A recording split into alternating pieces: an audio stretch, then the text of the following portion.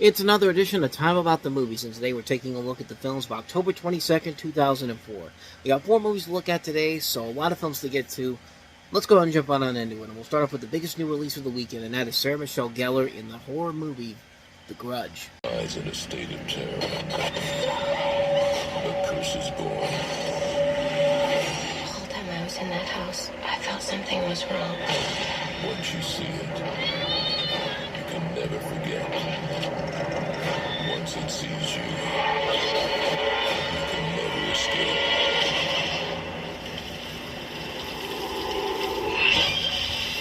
The Grudge.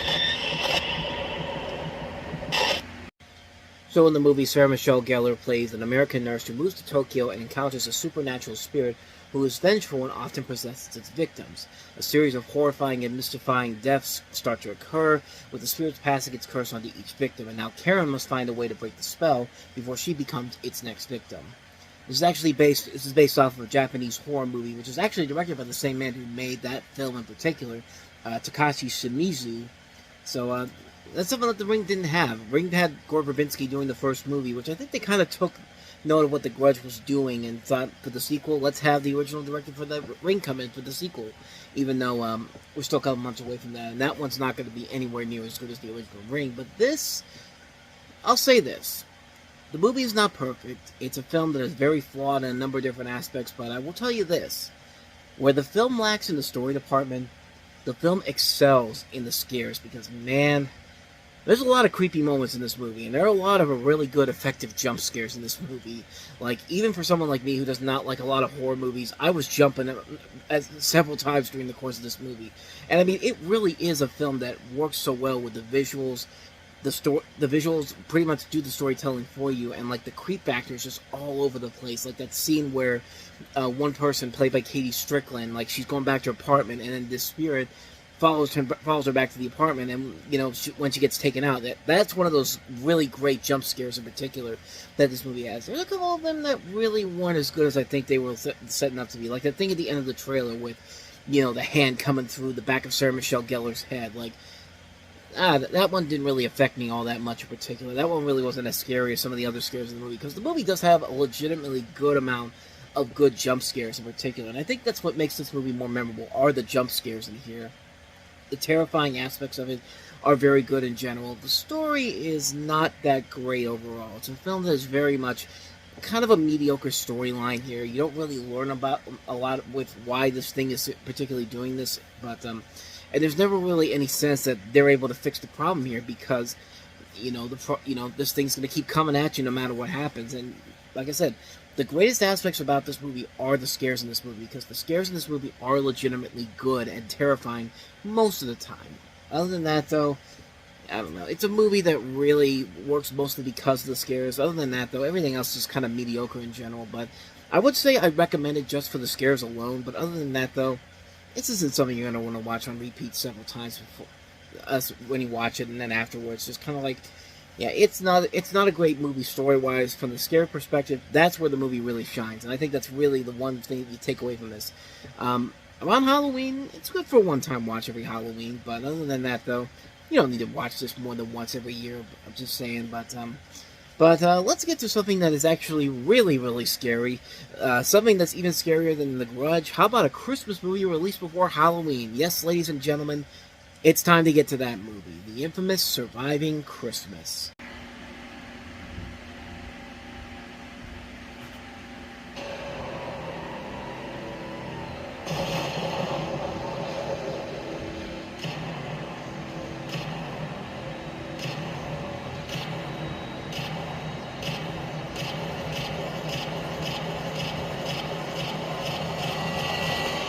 All right, everybody say Merry Christmas. Merry Christmas!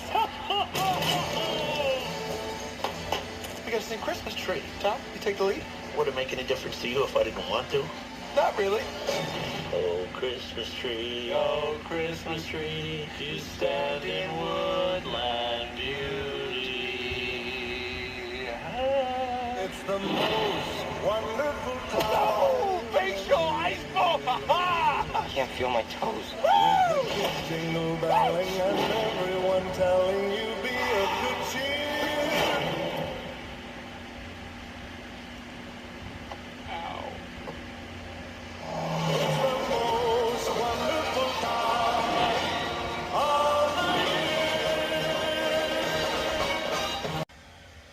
think Tony Soprano is pretty much everybody who sees this movie and sees how terrible Ben Affleck is. You want to hit him on the head too and wish that he was dead. Yes, ladies and gentlemen, this is that movie. This is the worst thing, the bottom of the barrel that Ben Affleck has ever done. Geely was one of those movies where, yeah, it was seen as one of the film that killed Ben Affleck's career, but he was at least trying in that movie to try to save it. But this is the bottom of the barrel. So he plays a wealthy Chicago ad executive who has long avoided the family traditions of Christmas, but has been dreaded being alone on the actual day. So when his tropical Christmas vacation with his girlfriend, played by Ginnifer Goodwin, falls through and Missy breaks up with him in the process, a self-therapy session leads Drew to decide to relive his best childhood Christmases. With his loved ones long gone, he decides to rent a family with the Valcos, the current owners of his childhood home in suburban Chicago. Tom Valco, played by Gandolfini, wants nothing to do with Drew until an exorbitant amount of money is involved. I think it's $50,000 or something like that. They draw up a contract which expires at the end of Christmas night. What Drew doesn't or refuses to realize is that the Valcos are having their own problems with his presence exasperated. Can the Valcos endure their unexpected guests? If they can, will the money solve their problems? Meanwhile, will Drew come to realize what he wants in life and how to achieve it? And why the hell is this movie? And the biggest question of all, why the hell is this movie being released 2 weeks before Halloween? That's something I never got with this particular movie. This is apparently a movie that was in production all the way back in May of 2001. In May of 2001, Ben Affleck agreed to star in this movie when it was at Columbia Pictures. And then it shifted over to Dreamworks. Christmas movies like this don't usually take that much time to do unless it's like a high-concept movie. Like if it's the Santa Claus or Fred Claus, or, these bigger budgeted movies. But does anything in this movie look big budget to you? No. Why is Ben Affleck being involved in this movie? This movie doesn't feel like a film that Ben Affleck should even be involved in with his rapport at that point. He's an Academy Award-winning actor and writer. He's written written Oscar caliber stuff here. Like this is a role that should not have gone to Ben Affleck in the beginning. This should have gone to like a more comedic actor, somebody like who's a popular actor at the time. Somebody maybe like I don't know, a Ray Romano, or maybe someone from Friends, maybe a Matt LeBlanc, maybe a Matthew Perry, like who a David Hyde Pierce or Kelsey Grammer, people who were popular in sitcoms at the time. Kevin James probably could have made this work better because he was on The King of Queens. Mike O'Malley from Yesteryear, Charlie Sheen, John Cryer. I'm just naming all these better people that could be involved in this movie because Ben Affleck should not be in this role at all. This movie fails mostly because of him just having such a panic attack of a performance in this. Like, nothing about what this character does in this movie is sane. Nothing about what this character does makes any sense whatsoever. Yeah, you want to go back to where you spent your best times as a child, but you have to realize that you're interrupting a major family holiday,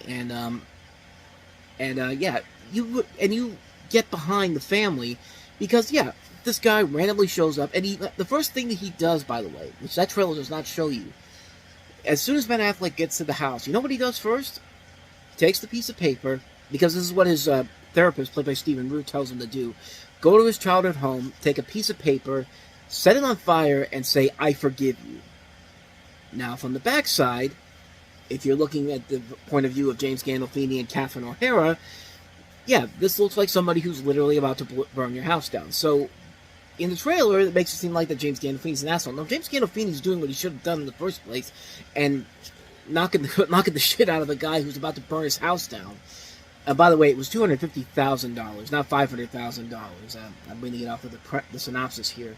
But if those problems weren't enough, you realize that there was somebody else in that trailer that wasn't really given a whole lot of attention, except you see her in the far right in the beginning of the trailer.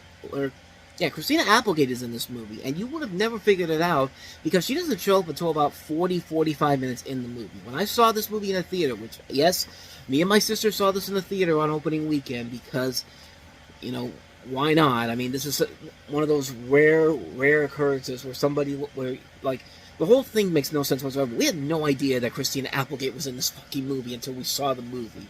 That's how bad this movie is, when you have somebody who was just in one of the biggest comedy hits of the year with Anchorman, and it barely mentions her except on the poster for the movie. Like, the poster literally has her name in there, and yet she's nowhere to be found in the trailer, maybe because she realized, oh, this is a terrible movie, and I want nothing to do with it. And quite frankly, I can't imagine why anyone would want to be involved with it. Like, but let's get to the crux of the problems with the movie. The release date. Why are they releasing this 2 weeks before Halloween? In the history of the box office, what movie has opened a Christmas movie before Halloween and has found success with it? Never. It has never happened because studios realize, the marketing department realizes that, oh wait, if we put a Christmas movie before Halloween, it won't make money over the course of the holiday season. Not DreamWorks, because, I'm willing to bet you what DreamWorks probably thought when they bought this movie. They were going to have it be like a 2003 holiday release, and then they finally saw the movie, and it's just like, oh, fuck no, we're not putting this out there. But instead of putting it out in the dumping months of January, which would make more sense, or if you want to even go down that right, do something like Christmas in July. Slam it in the middle of the big summer blockbusters and say, hey, we put it in the middle of summer blockbusters. But, no. Somebody at DreamWorks had the bright idea to say, Christmas is starting to become, we're starting to see Christmas coming into stores in the months of September, October. Why don't we go ahead and put this movie out 2 weeks before Halloween? Because, it's a genius idea when you think about it, says the DreamWorks marketing executive. Yeah, I'm pretty sure Steven Spielberg, Jeffrey Katzenberg, David Geffen, they all looked at that guy and told him to get the fuck out of here after they did this because, yeah, not a shocker. The movie didn't do very well. It was in theaters for 2 weeks. It was literally out of theaters before Thanksgiving. So yeah, that was a mistake right from the get-go. And the film cost $45 million to make. Only brought back $11 million domestically. That's how horrible this movie was. That this movie was, and that's not even the worst part about it, because the funny thing about this movie in particular is that the fact that this movie did so poorly and was such a huge flop that, around this time, I should explain something here, because back in 2004, when it comes to new releases on physical media like DVD or VHS, you would usually wait about 4 to 6 months. It depends on how successful the movie was. Like, I think Shrek 2 came out in May of 2004 and didn't get a DVD release until November. Dodgeball didn't get a release on DVD until December, and even though the movie came out in June, sometimes they'll do it early on. Like back in the nowadays, you can kind of figure whenever a movie comes out, I think maybe 2-3 months after it comes out, and then they put it out on Blu-ray. Not back then. Usually it was 4 to 6 months, and then the time. Sometimes like Universal, sometimes they'll put a movie out on DVD and Blu-ray 2 months after the movie came out. We just had that recently with The Fall Guy. But I bring this up because Surviving Christmas is one of those moments in history where, yeah, DreamWorks. You might not think DreamWorks is one of the big studios in general, but you've got to. I would think it's a big studio in general. So them to release a movie with a wide release like this, they released this movie not even 2 months after the movie came out in theaters. It was on DVD on December 21st, 2004. And if you want proof of that, here's the DVD. This is the original DVD release from December 21st, 2004. And I have the proof that this is indeed the date, because if you look inside of here, that's my original Walmart receipt, and look at the date on the bottom of it. December 21st, 2004. I bought this because I couldn't believe that somebody had the nerve and the audacity to put this movie out on DVD less than 2 months after the movie came out in theaters. Now, for a Christmas movie in particular, usually they wait until the next Christmas season, because they usually don't make money after they come out in theaters.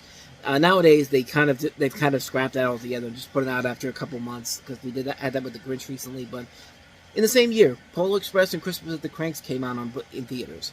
They waited a full year for the DVD releases of both of those movies. Not this little abomination, not this horrible piece of garbage right here. Yeah. And yes, I spent $20 on the DVD for this, because at the time I didn't think, at least, you know what, I just had to get it for the history. But It's funny because I bought the Blu-ray version of this when my FYE was closing down. I only spent about 77. It was less than $1 for a new Blu-ray. So, but yeah, I hold on to this as a part of history because this is one of the first times a major studio, DreamWorks Entertainment, decided the movie was so terrible and so poorly mismarketed. They decided to throw this movie into theaters 2 weeks before Halloween, and then had the balls to put this in theater, to put this out on DVD less than 2 months later. Let's put this into perspective here. Anchorman, which came out in July of 2004, which also starred Christina Applegate, had yet to be released on DVD at this point. Anchorman, I think, came out a week later, after Christmas came out. That's how badly they screwed this whole thing up. Yeah, so if that is not enough to make you say, wow, this movie is terrible, the movie is terrible on a number of different levels. You hate Ben Affleck. You hate him for everything he does in the movie.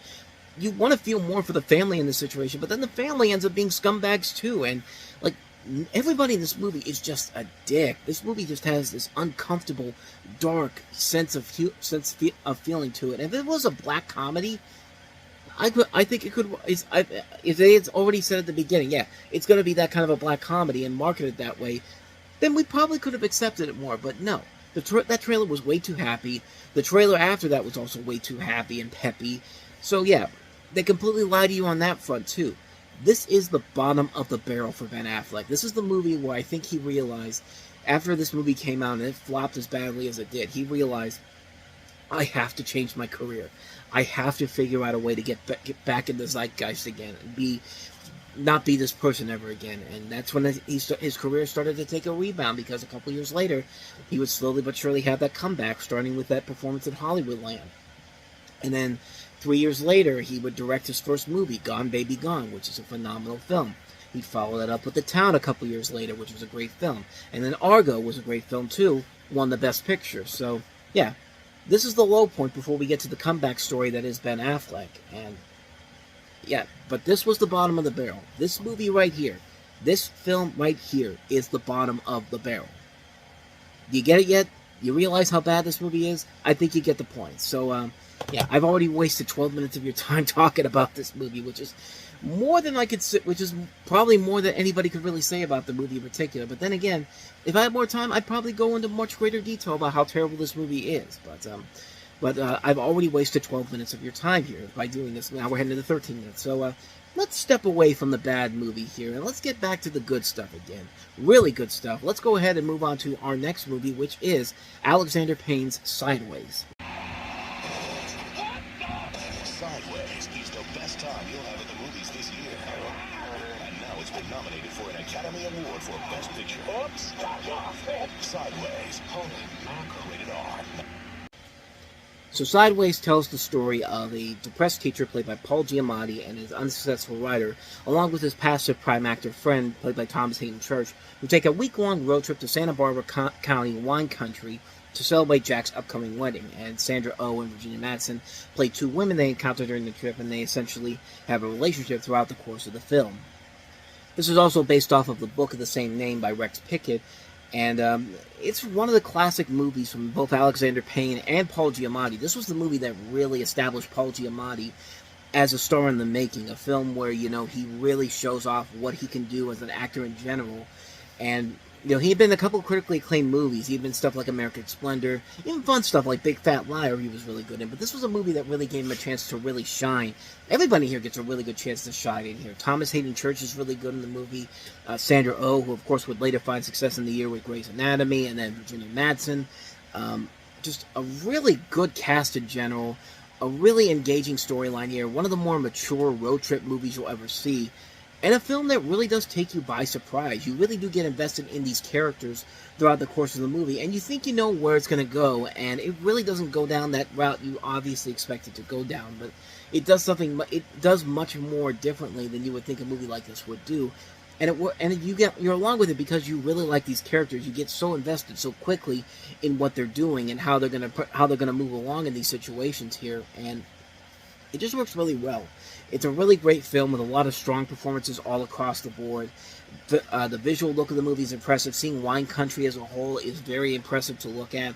I'm not even a wine person in general, but this is a movie that would make you want to start drinking wine so you could have adventures like this. I mean, it's that type of a movie that's really engaging, really compelling, and just keeps you invested in what's going to happen throughout the course of the film. And it was a massive hit. It was nominated for Best Picture, Best Director. Virginia Madsen got a Best Supporting Actress nomination. Thomas Hayden Church got a Supporting Actor. And it won Best Adapted Screenplay for Alexander Payne and Jim Taylor. It's a shame that Paul Giamatti and Sandra Oh didn't get mentioned in the categories for Best Actor or Actress, because they are really, really good in the movie and definitely deserve a lot more attention, especially Sandra Oh. I thought overall gave the better performance than Madsen. Madsen was good, but Sandra Oh really was aside from Paul Giamatti, she really was the breakout star of the film. But, yeah, not much more to say about this one. A classic movie, Sideways. So let's go ahead and move on to our last movie, and that is Christian Bale in The Machinist. Big deal about a goddamn picture. They say the guy in this photo doesn't exist. Hey! You! Fucking! Oh! That trailer is really good, by the way. I didn't get to show the end of that trailer, but the end of that trailer really creeps me out, which is something that happens in the movie itself. And if you ever wondered what Christian Bale was doing between Equilibrium and Batman Begins, there you go. Here it is right here. The Machinist stars Bale as the title character, a machinist struggling with paranoia and delusions after being unable to sleep for an entire year. And this was the movie that drew most of the attention because of Bale's commitment to the role, where he actually lost 62 pounds in preparation for the role. And it shows in this movie. Like, you could see just like how meek and how thin the guy is. And it's just like if anything else, you got to give it to him for taking it to that next level. And if this was the movie that convinced, Christopher Nolan to cast him as Batman, then more power to him, man. Which, I mean, then again, the movie did come out about 7 months before Batman Begins did.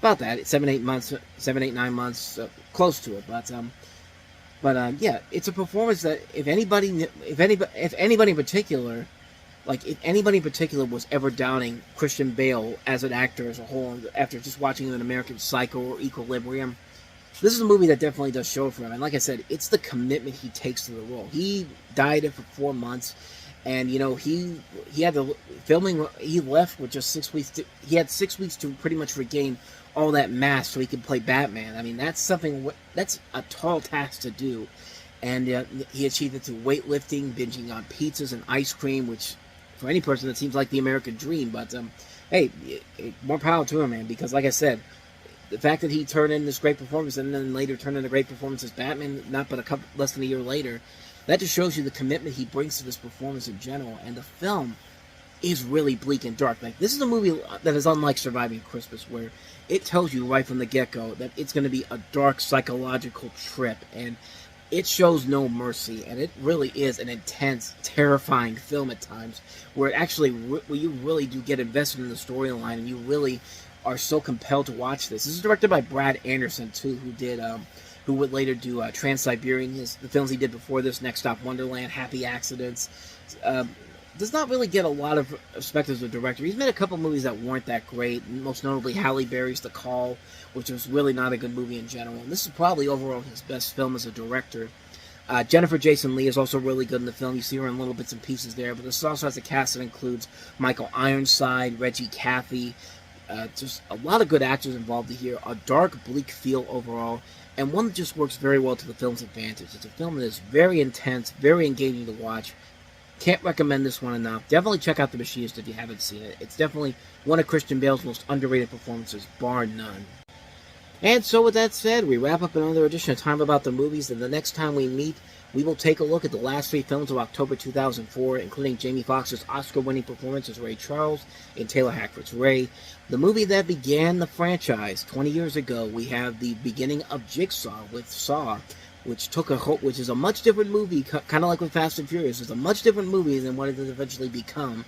But we also have Nicole Kidman in Birth. So we'll take a look at those 3 movies all on the next episode. But until then, thank you so much for watching. And if you want to see more videos like this, please hit the playlist on the next page. Check out the previous episode. And also don't forget to hit the like and subscribe button if you want to see more videos like this on this channel. So with that said, I am off. I will see you guys next time. And until then, as always, take care.